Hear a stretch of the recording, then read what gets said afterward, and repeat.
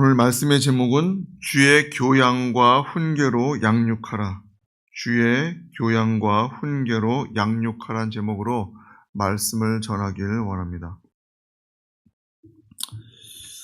지금 밖에는 비가 내리고 있는데 이 비가 먼지로부터 깨끗게 할 것이고 또 공기도 맑고 특별히 농사라든가 가물었던 그 땅을 촉촉히 적시는 귀한 빈 줄 믿습니다. 그러한 것처럼 우리 하나님의 은혜가 함께하기를 주님의 이름으로 축복합니다.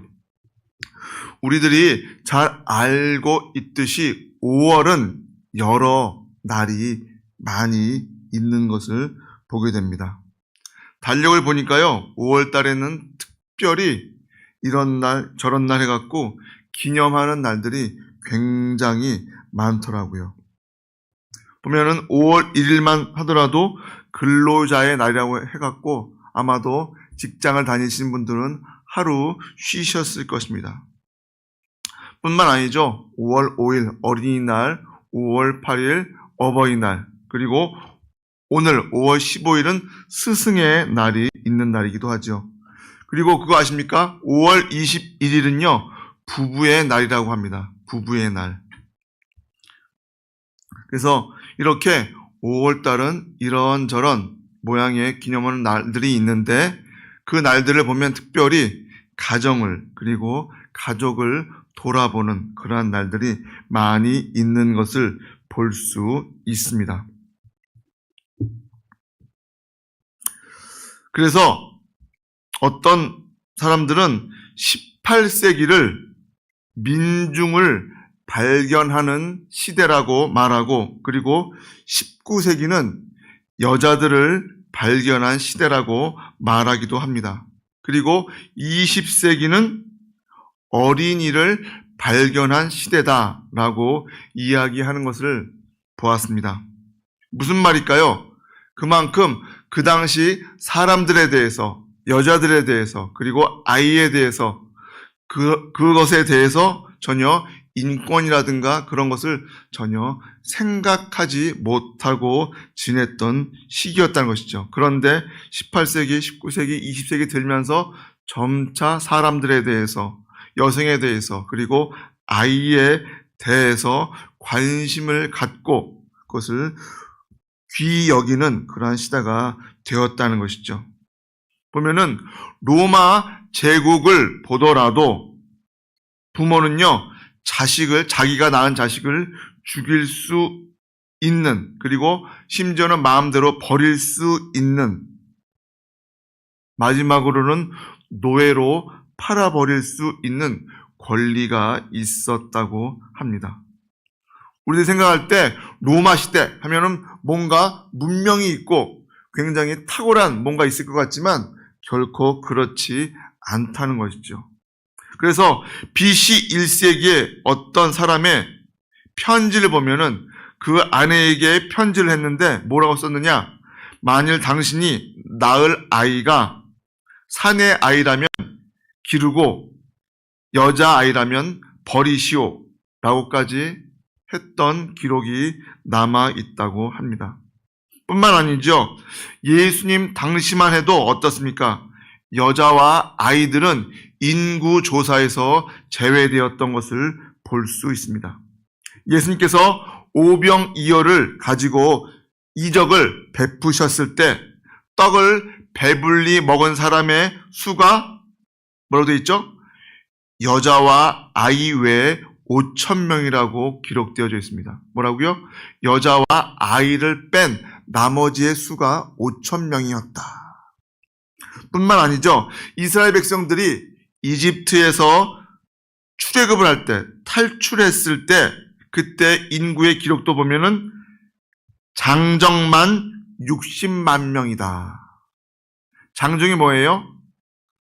한마디로 일을 할 수 있는, 그리고 전쟁을 할 수 있는 그런 젊은 혹은 중장년의 그러한 남성들을 이야기하는 것이죠. 그들을 뭐라고요? 출애굽할 때 장정만 60만 명. 그래서 보통 우리들이 어떻게 추산하죠? 남자가 있으면 아내가 있을 것이고 그리고 2명 정도의 자녀가 있을 것이다. 그렇게 생각을 해서 계산하는 것을 우리들이 일반적으로 하고 있죠. 그런데 예수님은 어떻게 하십니까? 그러한 것을 바꾸어 놓으신 분이십니다. 한 번은 많은 부모들이 어린아이들을 데리고 예수님께로 찾아오죠. 그리고 예수님께서 이 아이들에게, 내 자식에게 축복 기도를 해 주십사 하고 몰려들었다는 것입니다. 그때 제자들의 반응은 어땠습니까? 그들을 꾸짖으면서 아이들이 예수님께 오는 것을 막았죠. 하지만 예수님께서는 오히려 제자들을 꾸짖으시면서 아이들이 내게 온 것을 금하지 말고 용납하라고 누가복음 8장 16절에 나와 있습니다. 그렇습니다. 예수님은 그 어린 아이들, 그 아이들이 나에게 오는 것을 결코 막지 말라고 그렇게 하시면서 아이들을 환영하셨던 것을 볼 수 있습니다. 그렇게 우리들도 예수님과 같이 어린 아이들을, 자녀들을, 그리고 청년들을 소중히 여기고 사랑해야 할 것입니다. 어린 아이를 무시하는 가정은 어떤 가정일까요? 한마디로 복된, 그리고 복을 받지 못한 가족이라고 할 수 있을 것입니다. 뿐만 아니라 어린 아이를, 그리고 중고등부를, 청장년을 소홀히 여기는 교회는 부흥하지 못하게 될 것입니다. 지금 보면 몇 년 전부터 우리나라는요, 태어나는 인구의 수보다 사망자의 수가 더 많은, 그렇게 많게 되는 그러한 나라가 되었다는 것입니다. 한마디로 지금 여러분들도 다 잘 들으셨겠지만 인구가 소멸되고 나중에 우리나라가 어떻게 된다라는 그러한 이야기를 한 번쯤은 들어보셨을 것입니다. 그리고 어떻습니까? 예전에는 유치원이라든가 그러한 어린이들, 그러한 육아 사업이 잘 되었는데 지금 어떻지요? 많은 어린이집이나 유치원들이 폐업을 하고 뭘로 바뀌고 있습니까?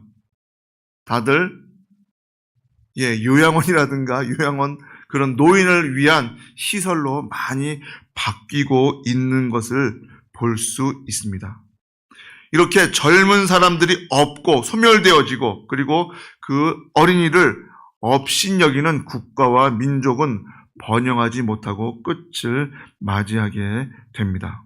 오늘 말씀에서 보면 또 아비들아 너희 자녀를 노엽게 하지 말라고 말씀하고 있습니다. 그러면서 뭐라고요? 오직 주의 교양과 훈계로 양육하라 그렇게 말씀하고 있죠. 그런데 여러분 1절과 2절 말씀 한번 다 같이 한번 볼까요? 자녀들아 너희 부모를 주 안에서 순종하라 이것이 옳으니라 내 아버지와 어머니를 공경하라 이것이 약속 있는 첫 계명이니. 신기하게요. 분명히 1절과 2절에는 누구를 공경하랍니까? 부모, 어머니와 아버지 두 분 다 공경하라고 되어 있죠. 그런데 4절에는 뭐라고 되어 있습니까? 또 아비들아 너희 자녀를 노엽게 하지 말고. 왜 4절에서는 아버지만 나오고 있을까요? 왜 아버지만 언급되고 있을까요? 이것은 아버지가 그 가정의 대표이고 그리고 자녀 교육에 책임이 있음을 시사하고 있는 것입니다.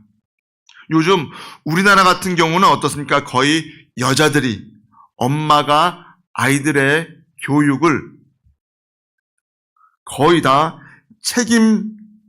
책임지다시피 전담하다시피 하는 경우가 있는데요. 분명히 오늘 말씀에서는 아비들아 너희 자녀를 노엽게 하지 말라란 그 뜻을 다시 한번 살펴볼 때 가정의 대표가 누구라고요? 어머니가 아니고 아버지가 대표이고 심지어는 자녀 교육에 그 모든 것을 주장하는 사람은 엄마일지라도 결국 그 책임을 지는 사람은 누구예요? 아버지라는 뜻을 갖고 있는 것입니다. 또한 너희 자녀를 노엽게 하지 말라고 말씀하고 있죠. 이 말씀은 부모가 자녀를 분노케 하는 태도나 말, 그러한 행동을 피해야 한다고 말씀하고 있는 것입니다. 부모는 자녀들에게 정도 이상의 엄격한 훈련이나 그런 비합리적인 요구나 권위 등을 행하지 말아야 한다는 것이죠. 자녀의 관점에서 생각하고 이해해서 자녀가 정말로 원하는 것이 무엇인지, 자녀가 어떻게 하면 행복할 것인지에 관심을 갖고 있어야 한다는 것입니다. 보면은 간혹가다, 아니 요즘도 뭐 그런 경우가 있지만 예전에 부모님들은 어땠습니까? 굉장히 엄하고 그리고 그 아이들을 정말 아주 잡다시피 한 경우가 있었지만 지금은 많이 그런 것이 사라졌음에도 간혹 그런 심한 경우의 뉴스를 우리들이 보게 됩니다. 결코 그러한 것은, 다시 말해서 자녀를 노엽게 하는 그러한 일은 해서는 결코 안 될 것입니다. 그리고 마지막으로 오직 주의 교훈과 훈계로 양육하라. 오직 주의 교훈과 훈계로 양육하라. 이 뜻은 부모는 단순히 자녀를 노엽게 하는 것으로 그 부모의 책임이 끝난다는 것이 아님을 말씀해 주고 있습니다. 그냥 애가 화내고 기분 나빠하는 것, 그것만 하지 않으면 나는 부모로서의 책임을 다 했다가 아니라 주의 교양과 훈계로 양육해야 할 책임이 있다는 것이죠. 여기서 교양이란 훈련이나 체벌을 동반한 책망을 의미하고 있습니다. 뭐라고요? 훈련이나 체벌을 동반한 책망을 의미하고 있다고요. 그 아이가 잘못된 길로 가거나 잘못된 행동을 한다면 당연히 주의를 주고 책망을 해야겠죠. 수정을 시켜야겠죠. 그러한 것이 교양이고요. 훈계는 말로 하는 교훈이나 조정을 의미한다고 합니다. 이렇게 아버지는 이런 교양과 훈계를 통해서 그리스도인다운 행동 양식을 가르쳐서 그 자녀들이 예수 그리스도 안에서 성숙할 수 있도록 만들어야 한다는 것이 오늘 본문 말씀의 주제라고 할 수 있습니다.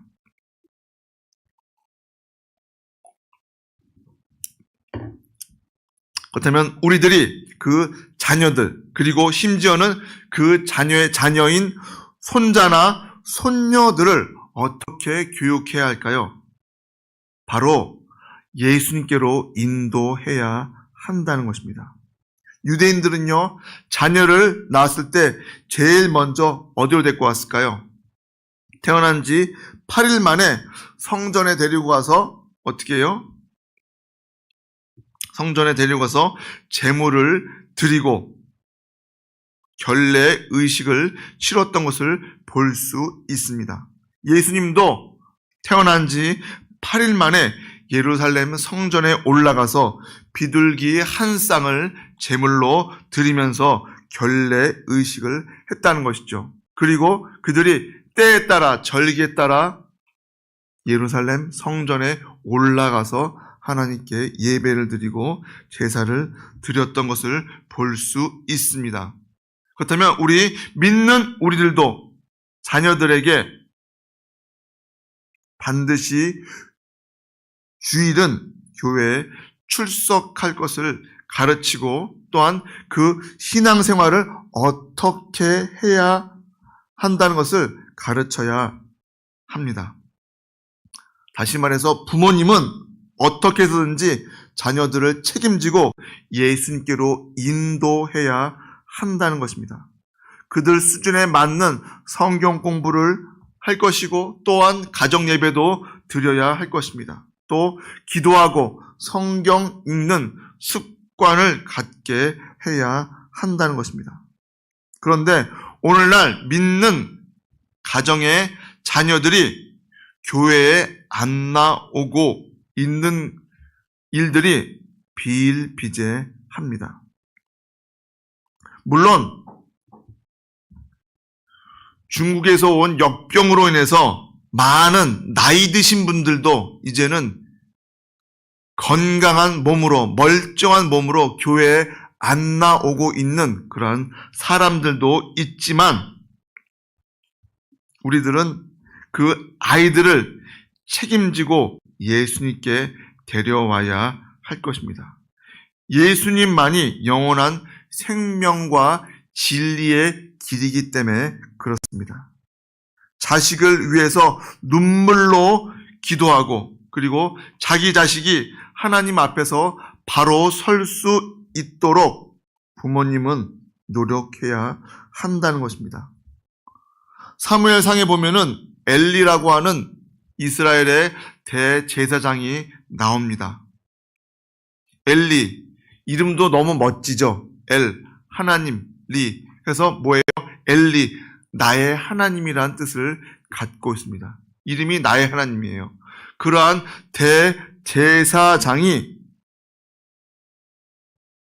그 자식들도 역시 뭐예요? 제사장이었죠. 홈리와 비느하스라고 하는 두 아들이 같은 제사장의 직분을 감당하고 있었는데 그들이 패역한 일을 하나님 앞에서 결코 지을 수 없는 죄들을 함에도 불구하고 그 모습을 그가 그 이야기를 다 알고 있음에도 방관하다가 어떻게 됩니까? 자신은 목이 부러져서 죽고 그리고 그 악을 행했던 두 아들을 역시 전쟁에 나가서 모두 전사하게 되는 것을 볼 수 있습니다. 한마디로 하나님을 믿는 그 가정이라 할지라도 하나님 말씀대로 살지 않았을 때는 그러한 일을 당할 수밖에 없다는 것이죠. 신명기 6장 6절로 8절 말씀에 보면 이렇게 말씀하고 있습니다. 오늘 내가 내게 명하는 이 말씀을 너는 마음에 새기고 너의 자녀에게 부지런히 가르치고 집에 앉아 있을 때이든지 길을 갈 때이든지 누워 있을 때이든지 일어날 때이든지 이 말씀을 강론할 것이며 너는 또 그것을 내 손목에 매어 기호를 삼으며 내 미간에 붙여 표로 삼고 또 내 집 문설주와 밭간문에 기록할지니라. 이렇게 신명기 6장 6절로 8절 말씀에 말씀하고 있습니다. 무슨 말씀입니까? 하나님의 말씀을 우리에게 주신 그 하나님의 말씀을 너는 마음에 새기고 네 마음에 새기는 것으로 끝나는 것이 아니라 어떻게 해요? 너의 자녀에게 부지런히 가르치라고 말씀하고 있습니다. 그러면서 뭐예요? 집에 앉았을 때든지 길을 갈 때든지 누워 있을 때든지 일어나 있을 때든지 말씀을 가르치고 살라고 하십니다. 뭐예요? 한마디로 365일 24시간 쉬지 않고 그 하나님 말씀 가운데 머물러 살라고 하시는 것입니다. 또 뿐만 아니라 뭐예요? 그 말씀을 내 손목에 매어 기호를 삼으며 내 미간에 붙여 표로 삼고 또 내 집 문설주와 바깥 문에 기록할지니. 이스라엘에 가면요, 유대인들이요, 정말 조그만 나무나 혹은 가죽통을요, 이마에 이렇게 붙이고 그런 모습을 볼 수가 있습니다. 거기에 정말 그 성경 말씀이 아주 작은 글씨로 들어가 있거든요. 그리고 혹은 이 팔에도 가죽끈으로 이렇게 X자로 묶어갖고 여기도 역시 어떻게 해요? 그 말씀을 갖고 다닌다는 것이죠. 그리고 또 뭐예요? 내 집 문설주 보면은 이 유대인들 집에 가보면은 그 집 문 옆에 양쪽으로 보면 조그맣게 굉장히 작은 꼭 우리가 먹는 그런 껌 같은 한 통의 껌 정도 되는 그런 것이 하얗게 붙여 있는 것을 볼 수 있는데 거기도 역시 말씀이 적혀 있다는 것이죠. 오늘 말씀에서도 보면은 어떻게 해요? 오직 교양과 훈계로 양육하라. 말씀으로 가르치라고 하고 있습니다. 그런데 수많은 믿음의 사람들이 장로나 권사, 심지어는 목사님의 자녀들이 고3이 돼서 혹은 고등학생이 돼서 교회에 나오지 않고 학원에 가고 공부를 하고 그러한 일들이 너무나 많이 있다는 것이죠. 그러면서 심지어 뭐라고 합니까?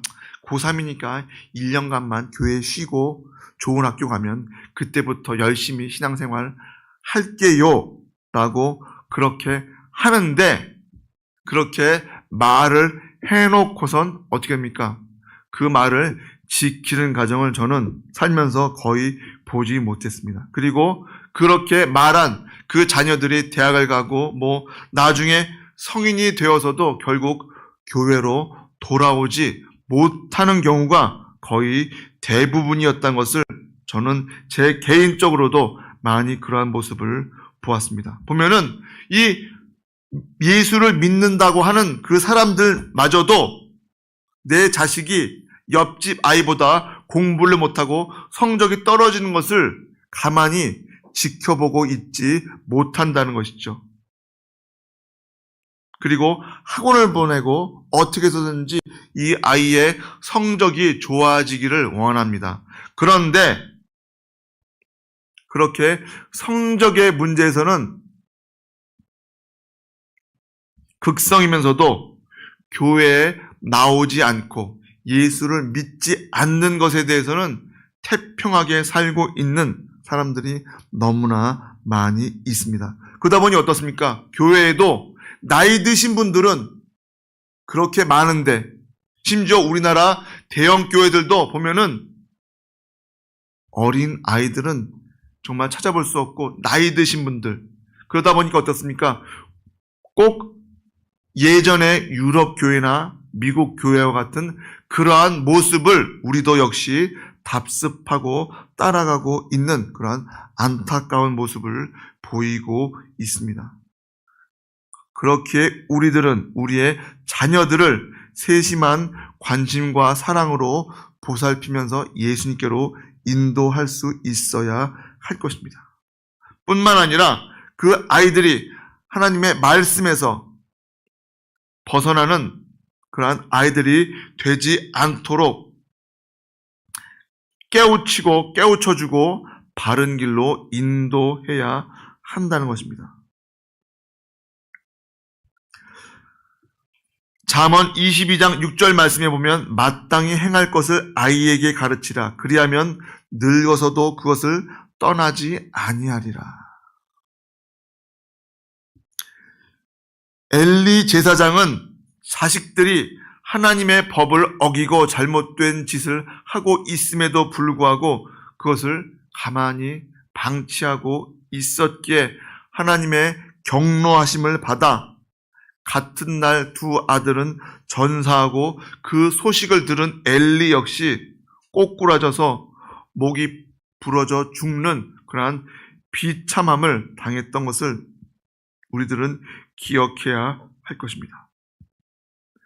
지금도 어떻습니까? 학교에서 선생님이 학생 인권 조례라든가 그 아이들을 오히려 때리거나 훈계하는 그러한 것을 하지 못하도록 법적으로 제재를 하다 보니까 어떻게 됩니까? 교권이 추락되어지고 이제는 선생님보다 아이들이 더 상전이 되어서 쩔쩔매는 그러한 상황까지, 그러한 말도 안 되는 뉴스들을 우리들이 접하게 되고 있다는 것이죠. 선생님을 우습게 여기고 엉망진창인 교실과 학교가 되었습니다. 결국 사랑이 없으니, 그 학생들에 대한, 제자들에 대한 사랑이 없으니 그렇게 되고 말았다는 것입니다. 우리들은 그러한 학교의 모습이 되어서는 안 될 것입니다. 어린아이를 정말 사랑하셨던 그 예수님의 모습처럼 우리도 예수님을 본받아서 어린아이를, 그리고 혹은 젊은 학생들을, 젊은이들을 귀히 여기고 신앙과 사랑으로 보살피고 훈계해야 할 것입니다.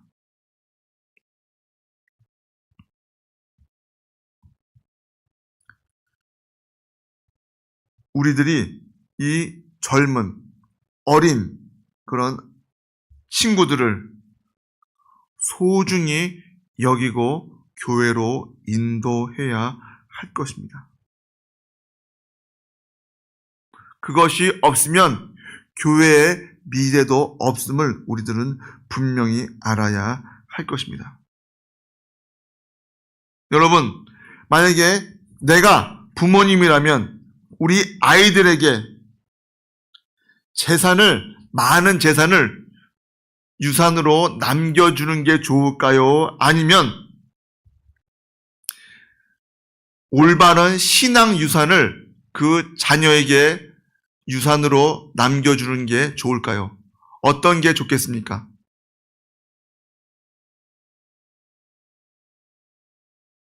답은 간단해요. 둘 다 주면 됩니다. 둘 다. 그럼에도 불구하고 더 절실히 요구되는 것은 무엇입니까? 신앙의 유산입니다.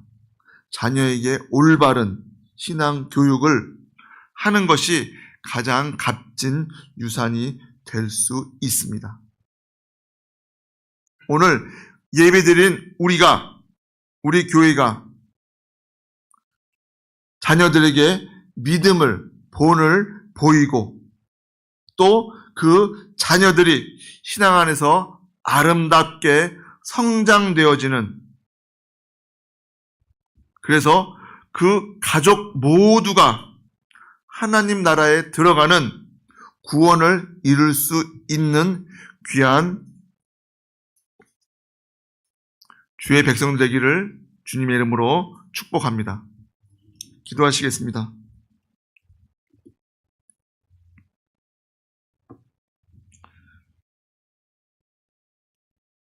또 아비들아, 너희 자녀를 노엽게 하지 말고 오직 주의 교양과 훈계로 양육하라. 그 가정의 대표가 되는 사람은 아버지이고 또한 그 최종적인 책임도 아버지에게 있음을 오늘 말씀해 주십니다. 또한 그 자녀를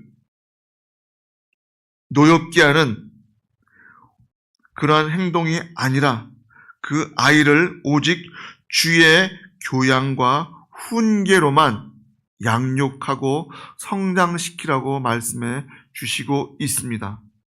그렇게 성장시킬 수 있는 우리들 되게 하여 주시옵고 또한 그렇게 성장되어지는 자녀들 되게 하여 주시옵소서.